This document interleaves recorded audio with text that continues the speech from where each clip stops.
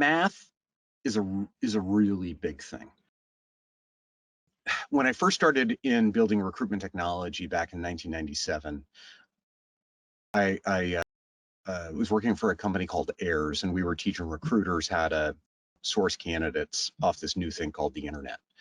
And so we taught this really kind of respected candidate sourcing course. We taught people how to find staff directories and speakers lists and professional association lists online. And after the classes, I'd get a cup of coffee or beer with the people that attended, and I'd say, all right, so talk to me about recruiting. Now that you got this list, isn't that the easy part? And now it's just a matter of calling. And they're like, no, man. I mean, it's about the relationship, and it's about building trust, and it's about understanding what they want, and it's about getting them into the right job. That I do believe. I believe there is art in recruitment.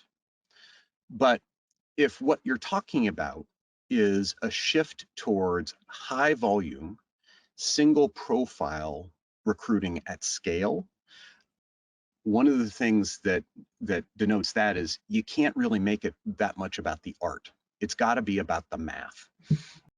And so the math hat on the right-hand side is from a political candidate that was running in the Democratic Party, a guy from Silicon Valley, and everyone thinks that he was kind of a math, that the hat was about math. Really, it isn't. What it stands for is Make America Think Again.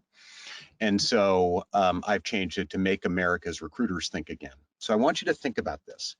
If in fact the war for talent is changing from a one-to-one, one rec, one hire environment, like you would have, let's say, with a software developer, and it is shifting to a one rec, multiple hires environment. Like, I need a lot of people to drive a truck. I need a lot of people to fill a box. I need a lot of people to work in my store.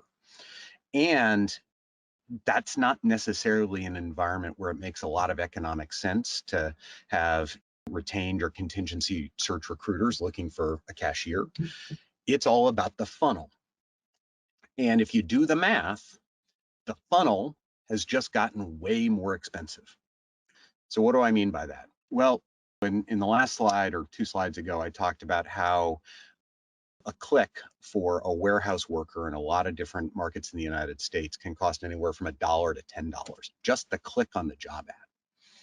And so only a small percentage of those people that actually click on the job ad convert.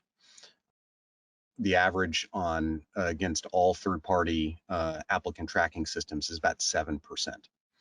So if you take $1 and you divide it by 0.7 or 7%, you get how much it costs you to get an application. So the more the price of a click goes up, if your conversion rate stays the same, your costs just skyrocket. And that's what's going on right now. So if we do the math and we think about it, we need to find a way to do 2 things. Number 1, get more candidates onto these jobs. And number 2, lower the cost.